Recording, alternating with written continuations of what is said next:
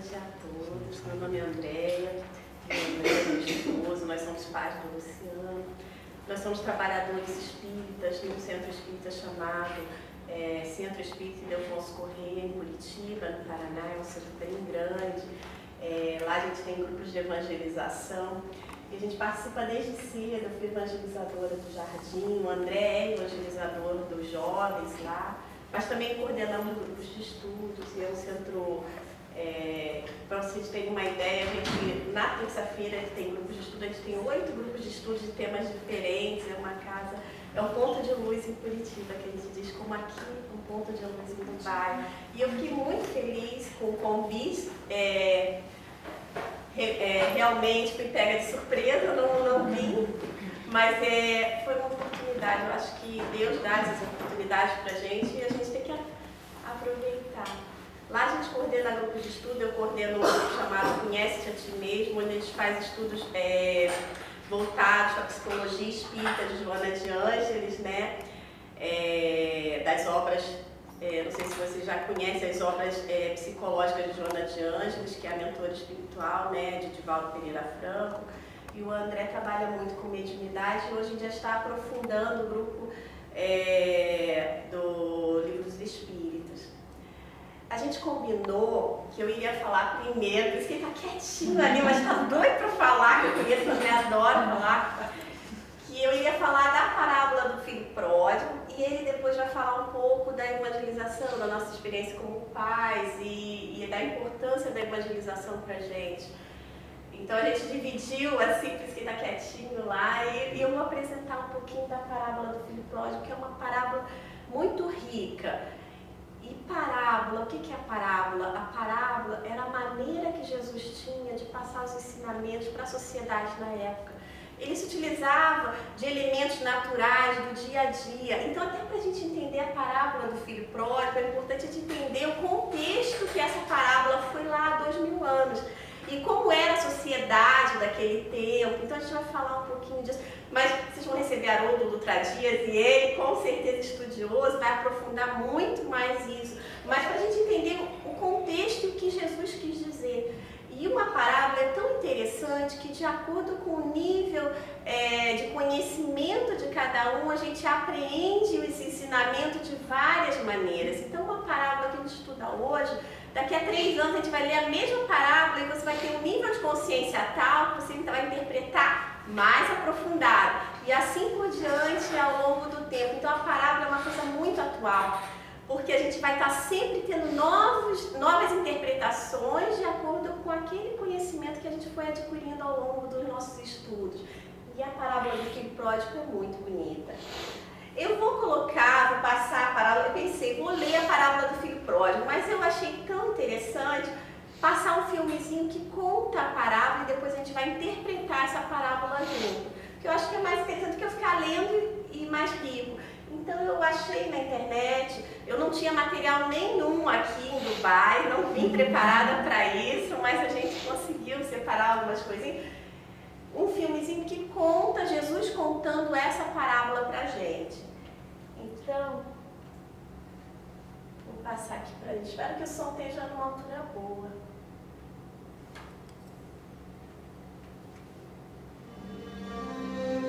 Passou lá. Vocês conseguem ver aqui? Um certo homem tinha 2 filhos. E o mais moço deles disse ao pai: Pai, dá-me a parte dos bens que me pertence.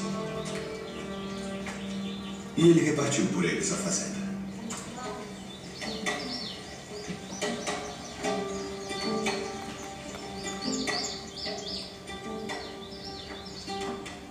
E poucos dias depois, o filho mais novo, juntando tudo, partiu para uma terra longínqua.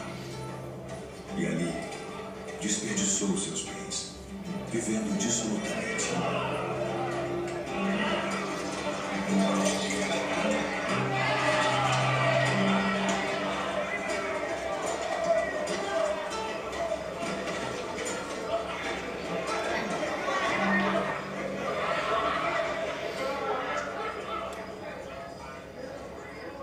E havendo ele gastado tudo, houve naquela terra uma grande fome. E começou a padecer necessidades. E foi e chegou-se a um dos cidadãos daquela terra, o qual mandou para os seus campos a apacentar porcos. E desejava encher seu estômago com as bolotas que os porcos comiam. E ninguém lhe dava nada.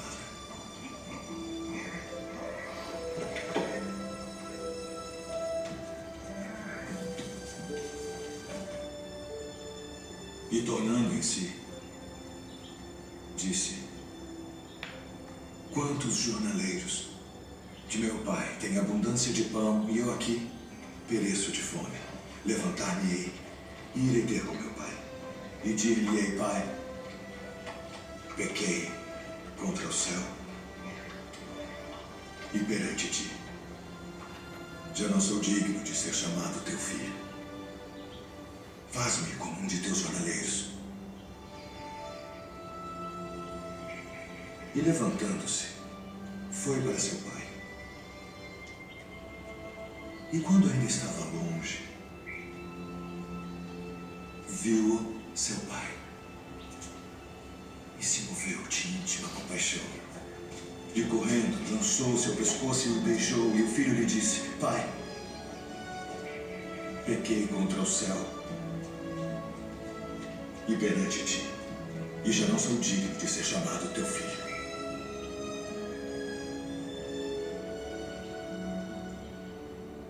Mas o pai disse aos seus servos: trazei depressa a melhor roupa e vestilho,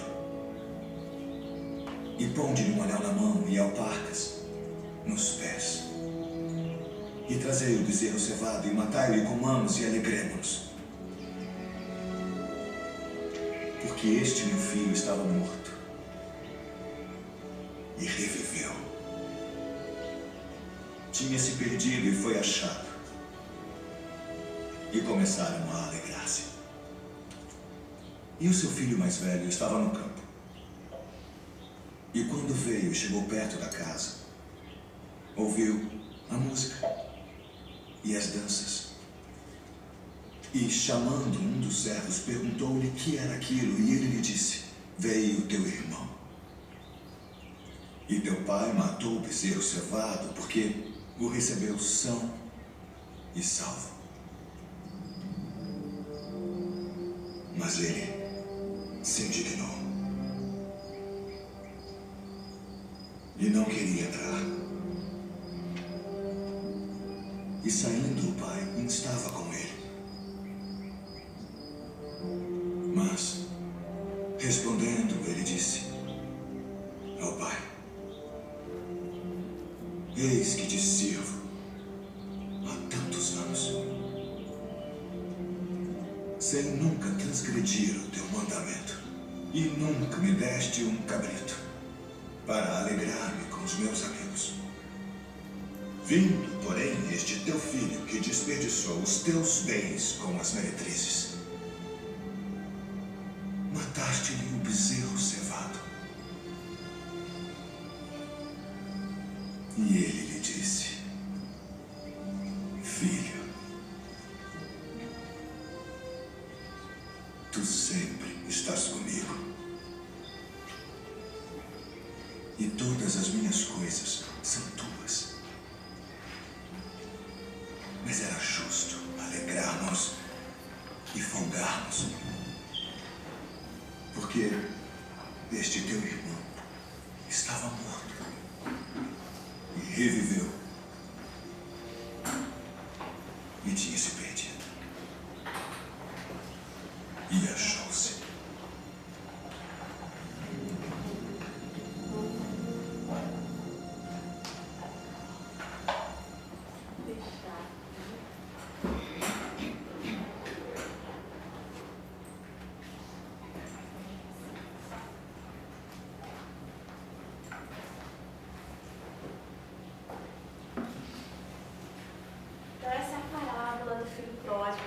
Trabalhar na manhã de hoje, em que os jovens e as crianças estão trabalhando, ela é de uma riqueza muito grande.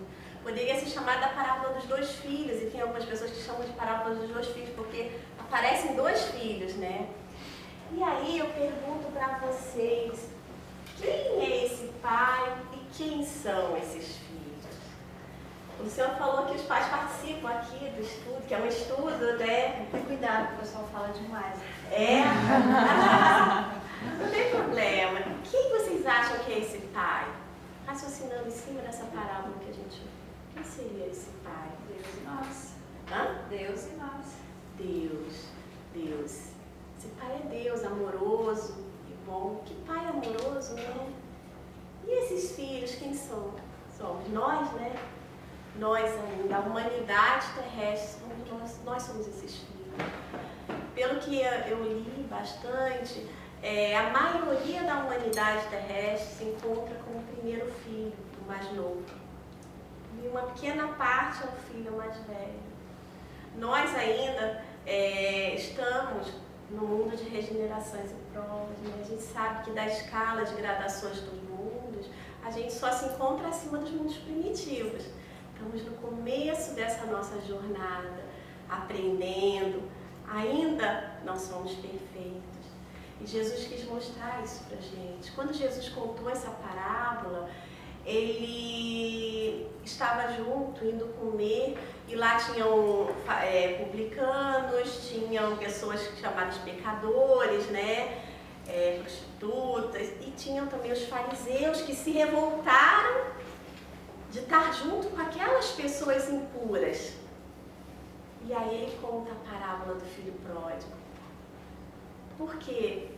Porque é o filho mais novo, o pecador, e o filho mais velho, que se acha o que está do lado do pai, que se acha puro, mas que no fundo a gente vê que o egoísmo ainda domina. São os fariseus.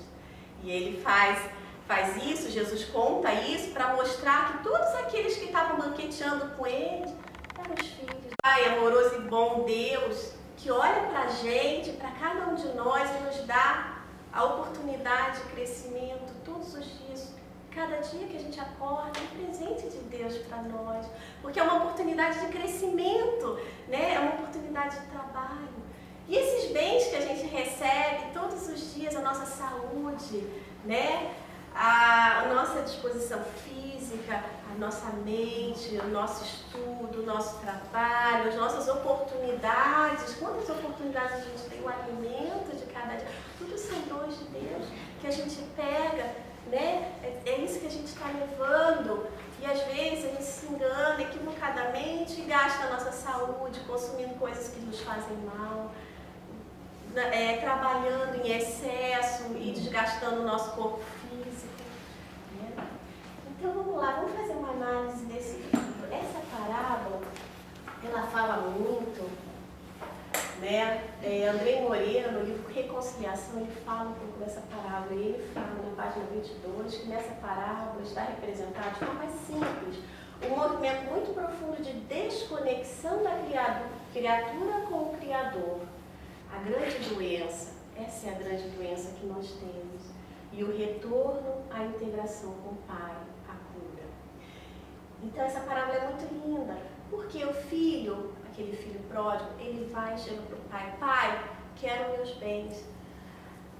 Haroldo Dutra Dias fala que naquela sociedade da época, os bens eram passados para os filhos, como hoje, quando os pais morrem.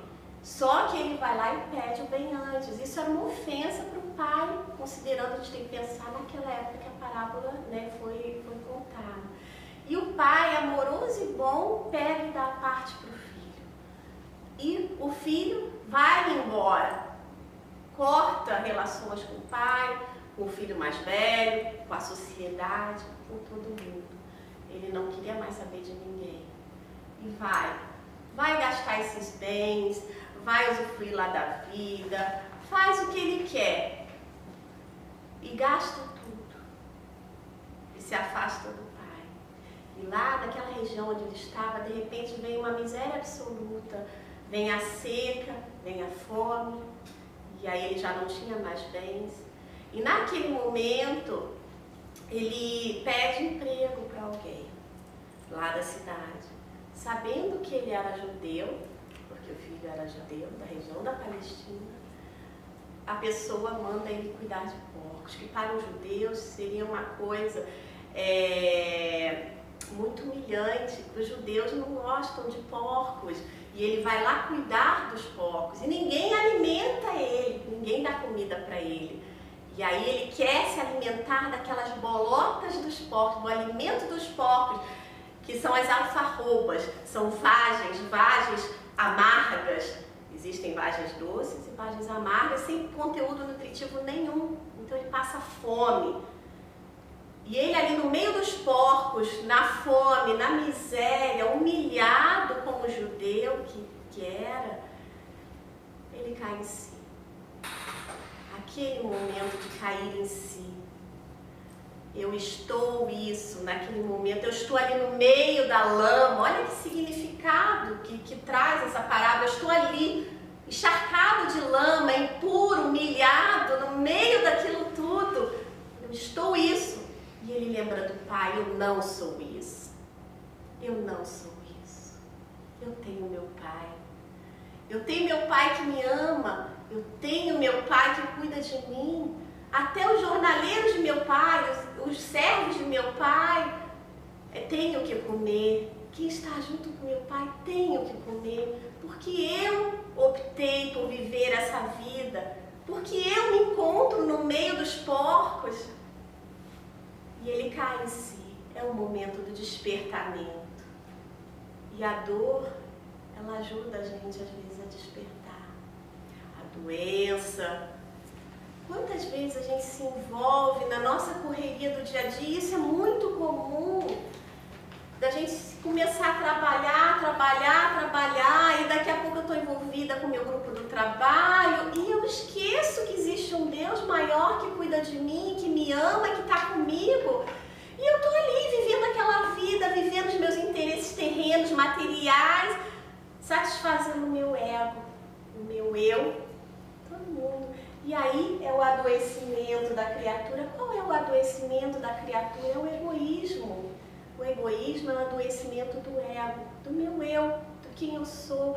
Quando eu penso que eu sou só isso e esqueço que eu sou muito mais. E ele teve isso, ele se despertar. Eu estou isso, mas eu não sou isto. Eu sou muito mais. E eu vou voltar para o meu pai. Eu vou me humilhar, eu não quero nem ser mais filho do meu pai. Eu vou ser um jornaleiro do meu pai, vou ser um trabalhador do meu pai. Eu não quero nada, mas até os trabalhadores do meu pai têm comida, têm uma vida melhor, porque eu estou aqui no meio da lama. E ele desperta a sua consciência. Na epístola de Paulo aos Efésios, capítulo 5, versículo 14, nós podemos ler, Paulo falou isso: desperta, ó tu que dormes, levanta-te dentre os mortos. Lembra que ele falou, esse meu filho estava morto. A gente vê isso muito na parábola, falando, olha a felicidade, meu filho estava morto. Levanta-te dentre os mortos e o Cristo te esclarecerá. E é isso que Paulo quer dizer. A gente vive no mundo como se a gente estivesse dormindo. Jonathan Angeles aborda muito isso, os níveis de consciência da pessoa. Da consciência de sono, que somos nós que vivemos e esquecemos que a gente tem, que a gente não somos isso, mas que a gente é muito mais. E nesse momento, a dor nos ajuda, às vezes, a trazer-nos de volta, para despertar. E é isso que Paulo fala, desperta, desperta tu que dormes. E o pai fala, porque meu filho estava morto e agora vive. Que lindo, né? E o que faz isso? Caibachuta, no Parábolas e Ensinos de Jesus, ele fala um pouco desse despertar. Quando a criatura humana, no momento de irreflexão, se afasta de Deus, essa desconexão com Deus, a dor e a miséria, esses terríveis aguilhões do progresso espiritual, ferem rígido a sua alma orgulhosa, até que no momento supremo de angústia, aquele momento que você está lá, ela possa elevar-se para Deus e deliberar entrar no caminho da perfectibilidade. Nesse momento, e cada um tem o seu momento de despertar, cada um tem o seu momento. Paulo de Tarso caiu no deserto, né? Caiu do cavalo, não era um cavalo, né? Que era camelo, né? Caiu, ficou cego, ouviu Deus falando para ele, Jesus falando para ele, né? E ele foi e a sua vida se modificou. Mas para isso ele foi para o deserto de Dan, ficou lá recolhido alguns anos, 2 anos, reflexionando, pensando, né? Estudando, para depois ir trabalhar por Jesus, porque ele era um vaso escolhido. Ele veio para uma função. E isso acontece conosco também. Eu achei muito lindo as crianças falando da evangelização. Nós temos uma função, né? Só que a gente não sabe qual é. Todos nós estamos fadados à plenitude. Todos nós. Jesus não olha para a gente olhando os nossos defeitos, as nossas faltas. Quando Jesus esteve conosco, ele olhava com amor. Ele sofria por ver o quanto a gente estava errando. Mas Jesus olhava para a gente como o anjo que nós iríamos ser. E todos nós vamos ser. Porque é o nosso destino. Nós estamos fadados à plenitude. Nós vamos chegar lá, queiramos ou não queiramos, nós temos o nosso livre-arbítrio e isso ninguém tira de nós. Nós escolhemos o nosso caminho. Podemos fazer o que quiser. Só que num determinado momento, quando a gente nada contra a correnteza, não é verdade? As leis de Deus é a mesma para todos. E essas não mudam. A gente vai nadando na direção da correnteza. Se eu nado contra a correnteza por meu livre-arbítrio, uma hora eu vou me cansar, uma hora eu vou ser levada pelas águas. E nessa hora eu vou ter que fazer o caminho, vou ter que me largar e me deixar levar pela direção correta. E é isso que acontece no momento de despertar. E isso aconteceu com o filho. Ele despertou.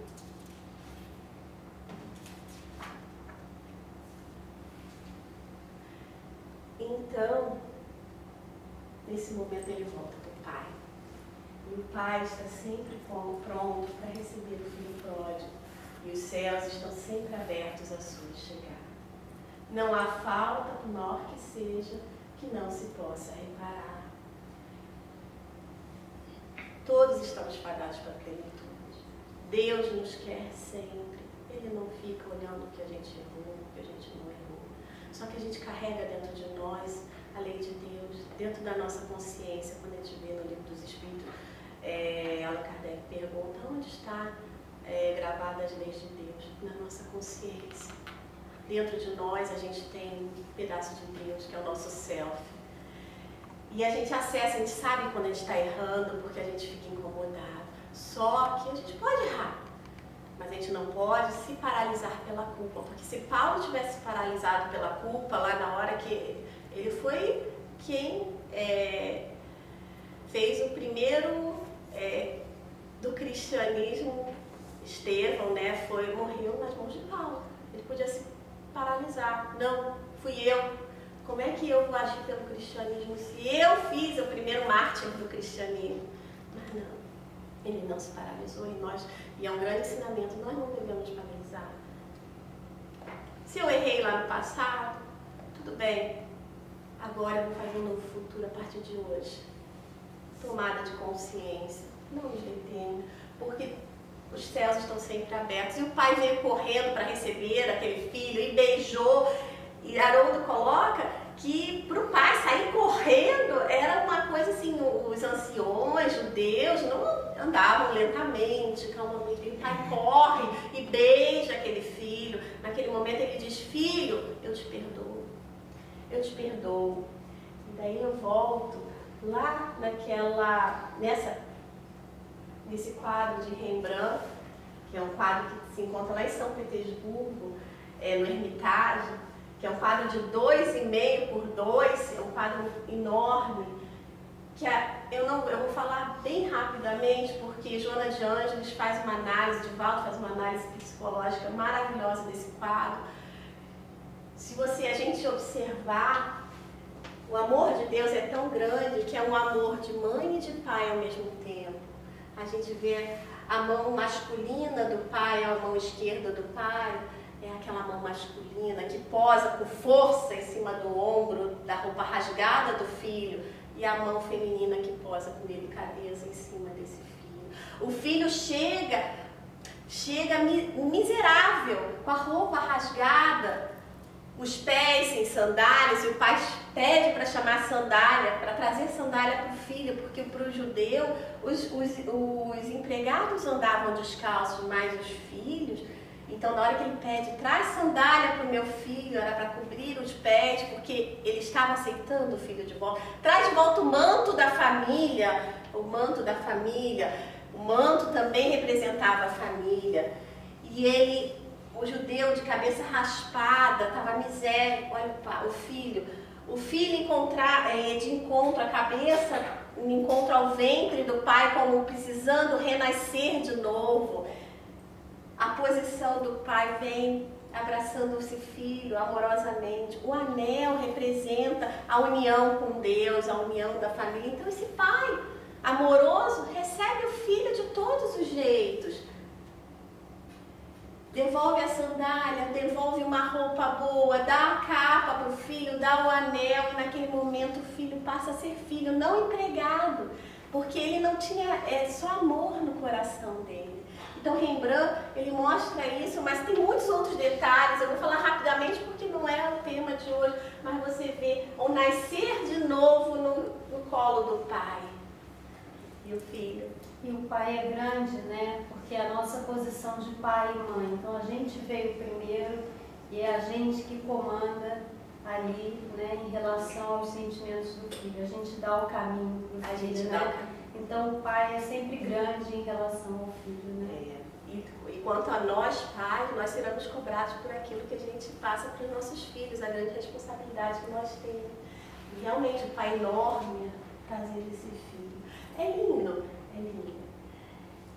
Então vamos continuar, se não terminamos a parábola. Passei direto. Então estamos aqui, né? Então ele sempre recebe. E daí ele faz aquela festa. E faz aquela festa enorme, manda trazer o bezerro cevado, né? E faz aquela festa para o filho. Quando ele manda trazer o bezerro cevado, era festa para a população inteira. Ele estava trazendo a sociedade lá do lugar, a aldeia toda, para comer com ele. Porque não existia freezer naquela época. Matou lá, tinha que consumir, né? Então já vinha todo mundo e também faz esse reencontro da população da aldeia com o pai, com o filho. Perdão. Mas aí chega o filho mais velho. E o filho mais velho se revolta. Então, o filho mais novo é aquele que se engana, que cai em si e que volta para casa. E o filho mais velho não saiu de casa. Em momento algum, ele estava lá do lado do pai e ele fala: pai, mas eu estou aqui do seu lado, você nunca me matou uma ovelha para eu banquetear com os meus amigos. Na realidade, aquele filho, no fundo, o que ele era? Ele também padecia do mesmo mal do filho mais novo, do egoísmo, né? Do adoecimento do ego. Só que aquele filho, o mais velho, ele não tinha coragem de sair da casa do pai. Porque é muito fácil a gente ver o defeito no outro e apontar o defeito do outro. O filho mais novo teve a coragem de fazer esse caminho, de ir lá, errar e voltar. Então ele já estava na frente, mas o filho mais velho estava do lado do pai. Mas esse estava ele se achava tão bom, ele vestia uma máscara de perfeição, né? Joana de Ângeles fala da máscara, da persona. Ele tinha aquela persona, aquela máscara de perfeição que ele não conseguia enxergar o mal que existia dentro dele. Porque é muito fácil você chegar de um momento para o outro, achar que, não, a partir de agora eu sou bom e eu vou... muita paz, meu irmão, eu vou chegando e eu sou um homem de bem. Mas se eu não trabalho isso, eu simplesmente reprimo isso existe dentro de mim e eu me acho uma boa e eu não vou ver. Em determinados momentos da minha vida eu sou tomada por atitudes que eu não reconheço minhas. Por isso que é tão importante a gente fazer o processo de autoconhecimento, de tomada de consciência, da gente se conhecer. Por que eu faço determinadas atitudes que eu não reconheço minhas? Porque elas existem dentro de nós, elas estão lá. Só que eu não tenho contato com isso. Enquanto eu não fizer esse processo de autoconhecimento, de olhar para dentro de nós, a gente corre o risco de agir também como o filho mais velho, né? E Kardec pergunta lá no Livro dos Espíritos qual o meio mais eficaz de se evoluir no mundo e não cair nas tentações, né, nas paixões. E os espíritos respondem. Um sábio da antiguidade, como disse, conhece-te a ti mesmo. A gente tem que fazer esse trabalho de autoconhecimento. Como? Percebendo as nossas atitudes. E é isso que acontece. O filho mais velho, ao ver aquela festa com que o irmão foi recebido, entristeceu-se. Cheio de egoísmo, de avareza, revoltou-se contra o pai. Porque ele também estava só preocupado com ele. Quando a gente se preocupa só comigo, quando eu faço um negócio e eu fico feliz, mesmo que o outro sofra, isso é egoísmo, não é verdade? É o orgulho e o egoísmo. O que são as duas chagas da humanidade? O orgulho, eu em primeiro lugar, eu sou o melhor, e o egoísmo, só para mim, né? Eu não me preocupo com o outro. Então essas duas chagas, e esse filho também tinha isso. Então precisamos vencer a nós mesmos, né? Vencer a si mesmo. E o apóstolo Paulo falava muito disso. Ele, depois de fazer todo aquele processo de transformação, lá em Romanos, nas cartas de Paulo, ele já era mediunicamente inspirado e escrevia as cartas. Na carta dos Romanos ele coloca: porque não faço o bem que quero, mas o mal que não quero, esse sim eu faço. Porque dentro de nós, imagina ele falar isso, e nós temos isso ainda dentro de nós. E precisamos fazer esse caminho do autoconhecimento, do conhece-te a ti mesmo, de buscar. Eu não sei quanto tempo a gente tem, então eu vou passar a palavra para 10 minutos, então tá na tua vez. Eu falei que a gente deixa 10 minutos. Eu espero que eu tenha ajudado a compreender e olhar a parábola do filho pródigo um pouco mais, mas ela é muito mais profunda e a gente pode ainda aprofundar muito mais. Mas o nosso... Já passamos por algum sofrimento. Muitas vezes a gente se preocupa assim: puxa, eu queria muito que meu filho estudasse no melhor colégio na cidade, colégio que mais trouxesse conhecimento a ele, quero que ele se vista bem, que ele tenha acesso aos bens materiais, que ele tenha saúde, né? Que ele tenha um bom médico, um bom dentista, e que ele tenha uma vida plena, de conforto e também de bom acesso ao conhecimento. Mas isso é suficiente para que ele tenha uma vida de paz e felicidade? A gente já passou por isso, não é? Se nós estamos aqui neste momento, é porque nós já passamos por algumas coisas difíceis e também já conquistamos coisas muito boas para nós. E nós queremos que nossos filhos, eles tenham as mesmas dificuldades e caiam nos mesmos erros que nós já cometemos? Não, não queremos.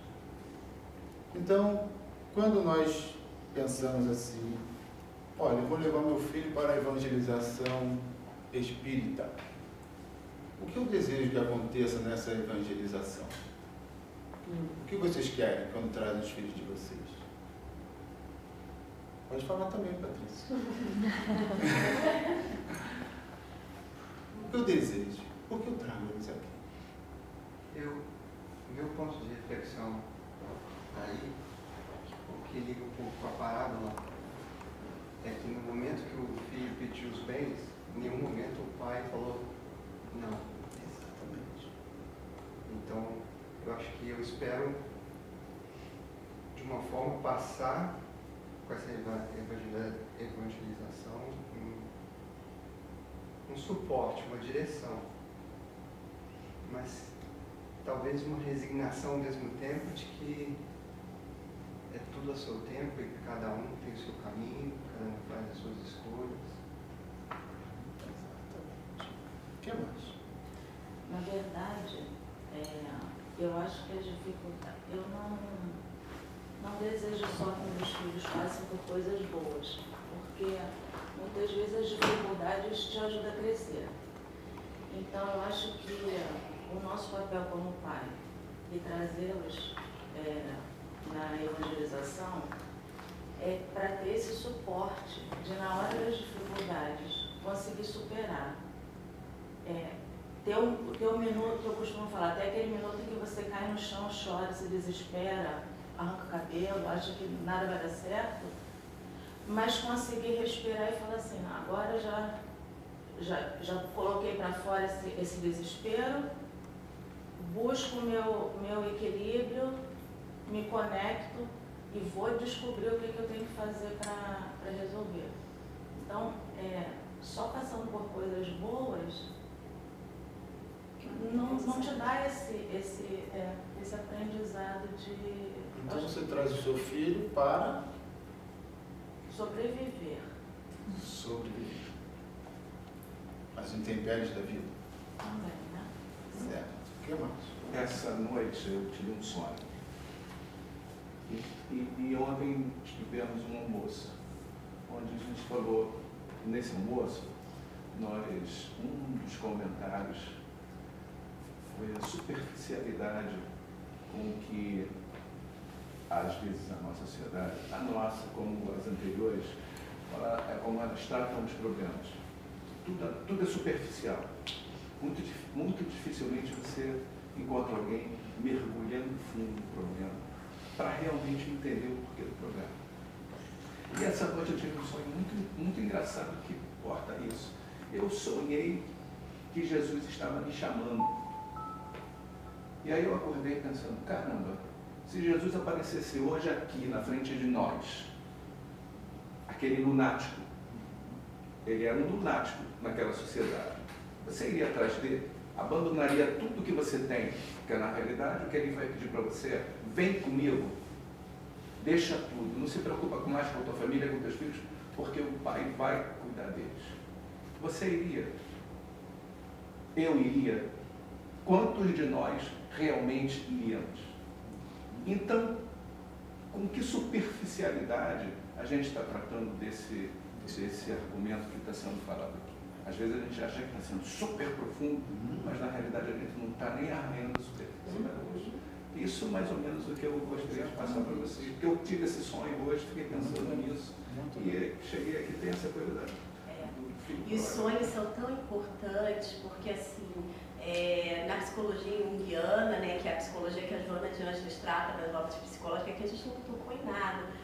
Ela fala para dar análise, desculpa amor, eu falei que eu ia falar, a análise do sonho, porque o sonho traz aquilo que está dentro do nosso inconsciente, daquela parte que a gente não conhece de dentro de nós, e que está mostrando o que eu quero trazer lá de dentro e trazer para fora. Então, os sonhos, a gente tem que prestar muita atenção nos nossos sonhos, a fazer análise dos nossos sonhos, porque eles trazem aquela vontade de mudança, aquilo tudo. Mas eu não posso aprofundar, tem que fazer, Patrícia tem que fazer um grupo de estudo das obras psicológicas da Joana de Ângeles, depois a gente vai conversar sobre isso. Eu posso fazer uma pergunta? Que aí sai da superficialidade. Desvinculando a questão da interpretação do filho pródigo da parte espiritual e trazendo para a parte prática, o que a gente vive, né, todos os dias, não discriminando tanto o filho mais velho por ter, né, ficado insatisfeito com a alegria que o pai ficou, porque também ele poderia ter ficado feliz com a volta do irmão, mas pensando no que a gente vive na nossa realidade, que muitas vezes, por exemplo, no papel do pai, sem ser visto como Deus, mas como pai mesmo, que talvez ficou tão feliz com a volta daquele filho que estava longe e não valorizou aquele filho que sempre esteve ali do lado dele. Ele disse, mas tu nunca me deu nem cabrito para eu compartilhar com os meus amigos. Será que também não fica aquela coisa da gente não dar a atenção necessária para aquele que está sempre ali não que a gente vá tratar filhos de formas diferentes, mas valorizar o filho, ou o pai, ou a mãe, quando está ali do nosso lado, né? O marido, às vezes, faz tanto por mim, ou a esposa faz tanto por mim, me ajuda tanto, e eu nunca me alegro junto com ela, ou com ele, né? Eu nunca comemoro ou celebro aquele momento de estar junto com ele. Aí só quando acontece uma valorização extra de alguma outra coisa, assim, por que ele ficou com ciúmes? Ele se sentia menosprezado de alguma forma, né? Porque O outro não fazia nada e ele ajudava e também não Isso é muito comum na nossa vida. Não Né? teve. Isso é mais comum do que a gente imagina acontecer nos nossos lares, não é, mãe? Sim, então isso que eu digo, a gente também tem que pensar no quanto que nós como pai, ou como esposa, ou como tia, sei lá, se a gente realmente está valorizando aquela pessoa que está sempre ali do nosso lado, para que ela não se sinta dessa forma, de dizer, nossa, eu faço tanto e ninguém, as mães, né, as esposas, eu faço tanto e ninguém me reconhece. Vai a mãe ficar um dia inteiro, uma semana toda sem lavar roupa, sem fazer comida, sem arrumar a casa para ver, nossa, a mamãe está fazendo falta. Então a gente tem que ver essa questão da valorização do outro que está sempre junto e apoiando também. Então, é sobre isso mesmo que eu quero continuar falando aqui com vocês, né? Porque essa questão é a seguinte, nós temos 3 filhos. Nós temos 3 meninos, um está aqui, evangelizador, aqui com vocês. Nós temos um que é um rapaz bondoso, caridoso, quer ajudar todo mundo, mas pouco frequenta o centro espírita, apesar de ter ido a todos os ciclos de evangelização. Temos um outro que é super tímido, mas um dia eu convidei ele para fazer um estudo para a juventude, ele chegou lá, deu o recado bonitinho, foi lá, fez tudo certinho. Isso quer dizer que nós temos 3 espíritos, no nosso caso, que são individualidades. São espíritos diferentes, de histórias diferentes, de interesses diferentes, e que a gente não pode tratar os 3 da mesma forma. E também entender a dificuldade de cada um, porque cada um tem a sua dificuldade. A minha dificuldade íntima é diferente da Andréia. Ela pode me ajudar? Ela pode, entendendo as minhas dificuldades. E eu posso entender as dificuldades dela e também impulsioná-la para cima, para o equilíbrio. Então, a evangelização ela tem essa característica. Ela tem essa característica de nós, primeiro, podermos colocar para os nossos filhos um conceito de religião. Né? Dizer para eles o seguinte, olha, você está em dificuldade, o que você deve buscar? Né? Eu sempre explico lá para os nossos evangelizantes, para os nossos filhos, olha, você primeiro a prece é a ferramenta que está mais rápida, está mais à sua mão, e uma prece sincera, ela sempre é atendida, sempre vai ser atendida. Experimentem, façam isso, experimente, olha, veja o que acontece quando você faz uma prece, você se liga a Deus e você começa a modificar o seu padrão mental por uma questão positiva. Então, eu vejo que a evangelização, muito isso que você falou, né? Não só mostrar como Jesus faria em cada situação, como Jesus faria, falar da história de Jesus, o que ele ensinou, seus exemplos, como ele sacrificou por nós. E isso é fabuloso, e a gente precisa conhecer isso. Porque um dia, quando nós deixarmos esse corpo de carne, isso vai fazer falta para a gente lá do outro lado. Com certeza vai fazer. Porque o que faz a gente despertar muitas vezes é a prece de alguém, ou a lembrança, né, de que Jesus existiu na nossa vida de alguma forma, seja dentro da igreja, ou vendo o crucifixo, ou, né, ouvindo a prece de alguém. Então, entender Jesus, conhecer Jesus é muito importante para nós e para os nossos filhos. Mas, acima disso tudo, é como viver no mundo sem ser do mundo. Né? Como é que você, diante da dificuldade que se apresenta, como é que você se comporta? Qual é a minha escolha? Eu não posso ter um caminho só, que você estava falando, né? Um caminho só da superficialidade, da facilidade, né? Da porta larga, né? Eu só tenho esse caminho? Não, é mostrar uma alternativa. O meu filho, ele precisa ter uma alternativa. Ele está no meio de amigos, ele está sofrendo uma pressão para entrar num jogo, às vezes um jogo de interesses, ele está sofrendo uma pressão para entrar num jogo. Ele tem conhecimento suficiente para discernir se aquele jogo é bom para ele ou não? Então, o que nós buscamos na evangelização dos nossos filhos é que eles tenham conhecimento das coisas do mundo à luz do Evangelho. Por isso se chama evangelização. Evangelização é a gente conhecer a história de Jesus, saber como Jesus faria, mas reflexionando que todo esse conhecimento ele precisa estar em mim hoje, agora, na situação que eu vivo nesse momento, no mundo que eu vivo, na sociedade que eu vivo, na maneira como nós nos relacionamos. Porque se ele não tiver essa fortaleza moral, esse conhecimento das coisas, dificilmente ele vai poder fazer a sua escolha. Como é que ele vai pelo caminho A ou o caminho B? Ele precisa conhecer primeiro e ter experimentado. E nada melhor do que nós termos uma família onde a gente pode trocar ideia, tem uma liberdade de expressão para a gente conhecer e experimentar essas coisas, porque é na família, no nosso círculo familiar, é onde nós podemos trocar essas experiências e experimentar uns com os outros, porque nós não estamos na mesma família por um acaso. Nós sempre temos a família que nós queremos? Nós temos sempre a família que queremos? Não, a família que precisamos. Que precisamos, exatamente. Então precisamos por quê? Porque é nessa família que nossa fé vai ser testada, nossa tolerância, nossa paciência, nosso amor vai ser testado. É nessa família, no convívio com essas pessoas.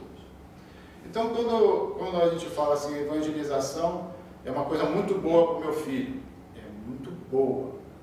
Desde que ele interiorize a mensagem e que ele possa decodificar a mensagem para a sua vida atual. Para os momentos que ele está no colégio, que ele vê o bullying, por exemplo, né, que acontece muito, não sei se aqui acontece, mas lá no Brasil acontece muito, né, onde ele vê uma injustiça social, que posição ele toma? Ele se esquiva? Ele participa? Será que ele entende que não praticar o bem também é mal? Será que ele entende isso? Que nós precisamos ter atitude diante do mal para que o bem prevaleça? Então, esse conhecimento para os nossos filhos é muito importante. Agora, como evangelizador, o que eu posso dizer a vocês é que todo evangelizador, seja qual for, em qualquer lugar deste planeta ou de outros, ele pratica um ato de amor. Não existe quem vá todo final de semana, ou um dia na semana, que ele tem que se preparar, às vezes 1 a 2 semanas antes, que ele tem que se debruçar nos livros, estudar o que ele vai fazer, que ele tenha paciência, empatia com as crianças ou com os jovens. Não existe quem faça isso que não tenha amor no coração. Não existe. Tá? Eu não conheço uma pessoa que tenha disciplina e dedicação que não tenha amor. Então, a evangelização é realmente um ato de amor. E evangelização não é somente chegar na frente das crianças ou dos jovens e passar um recado doutrinário, um recado religioso a ele. Não é isso. É passar amor a ele e prestar atenção em cada um individualmente. Por isso que é muito importante a participação dos pais junto ao evangelizador, dizendo para ele assim: olha, eu tenho uma dificuldade com o meu filho que é assim, assim, assado. Você pode me ajudar? Com certeza, todos irão fazer algo para que aquilo possa ser amenizado. Não que ele vá solucionar, porque ele não tem poder para isso, mas ele pode sim ouvir a criança, ouvir o jovem, transferir conceitos positivos para que aquela situação seja amenizada. Então, o que eu quero dizer a vocês é isso. Nunca deixe de trazer seus filhos à evangelização. Eu tenho exemplos lá na nossa casa de jovens que levam os pais. Sabe o que é isso? Jovens que acordam o pai: pai, hoje é evangelização, preciso te levar. Tá bom, então eu vou com você. Nunca deixe de trazer seus pais, de participar dos estudos junto com eles e, principalmente, de fazer o evangelho no lar. Isso é muito importante. Sabe para quê? Para que vocês percebam o quanto eles estão aprendendo, o quanto eles estão interiorizando a mensagem, onde eles estão crescendo em conteúdo. E isso toda a família vai ganhar com essa situação. Só para terminar. Saíram da evangelização. Pergunta: o que você aprendeu hoje? Foi legal? Você gostou? O que você aprendeu hoje? Sabe o que é isso? Dizer para eles o seguinte: é muito importante para mim, pai e mãe, que você vá lá e que você aprenda. Passar essa mensagem para eles, que vocês compartilham com eles, da alegria deles estarem ali na evangelização. Tá bem? Então, meu tempo acabou. Muito obrigado. Precisamos que eu sobrar. general. Não, é disciplina dos espíritos. A gente conhece. Não, a gente já passou um pouquinho aqui e foi uma alegria, né? Aposto que todo mundo quer que vocês venham na próxima evangelização, que é só daqui a 15 dias, melhor mandar mensagem para o Brasil. Você não volta, porque a gente ainda tem a série Joana de Anjos. Temos a série Mediunidade, enfim. Nós vamos tentar, né, não esse domingo eu vou dar palestra, mas no outro domingo que o André participe da nossa reunião pública, né? Domingo à noite, viu? Então, só para... Muito obrigada, viu? Muito mesmo, foi assim uma experiência muito boa para a gente. E nós somos muito necessitados também de que venham visões diferentes, né? Porque a gente vai aprendendo entre nós mesmos, então quando vem alguém de fora é muito bom e enriquece muito a discussão. Só para a gente, então, encerrar o tema. E assim, a parábola do filho pródigo, a gente começou na semana passada com os meninos, né? Teve um teatro e o pessoal saiu muito bem do teatro. Depois eu vou publicar o vídeo do teatro dos evangelizadores, para os evangelizadores que fizeram, né, de uma forma caipira, né? Trouxeram assim a parábola do filho pródigo para a fazenda do Brasil, né? Então são os caipiras contando a história do filho pródigo.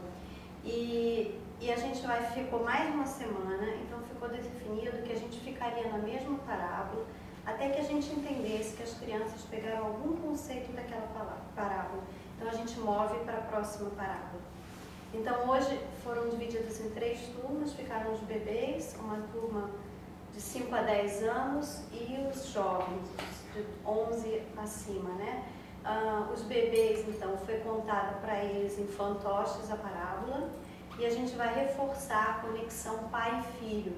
Então, as mães mandaram as fotos do pai e os bebês estão fazendo um trabalhinho manual entre eles e o pai, porque é o pai que perdoa e recebe o filhinho que voltou para casa, né? Então, esse foi dos bebês. Os de meia idade, assim, os medianos ali, porque a gente dividiu em 3 turmas hoje, para que eu também pudesse vir para cá.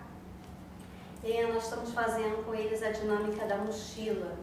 Então, os meus erros e atitudes, as atitudes equivocadas, né, geram peso na minha mochila.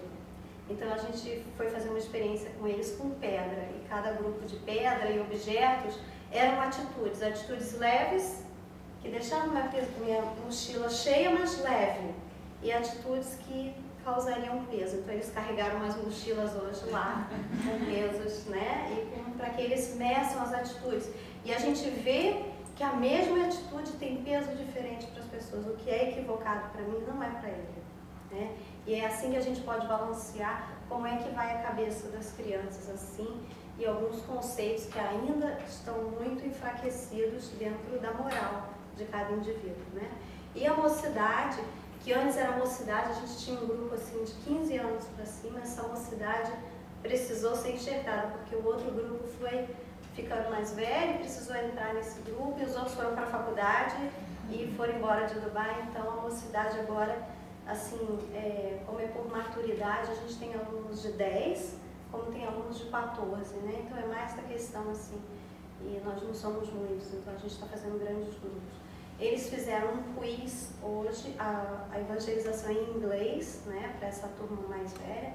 Então eles trabalharam um quiz e trabalharam já os conceitos mais relacionados a atitudes morais, do certo e do errado. Então a dinâmica também, e entre grupos, né, fizeram trios e eram challenges ali entre eles, tá bom? Então era isso, só para dizer que a gente ficou mais essa semana dentro da parábola, para ir agora reforçando os pequenos conceitos, os grandes conceitos que estão dentro de uma única história. Viu? É isso, gente. Muito obrigada. Eu vou fazer a prece para a gente encerrar.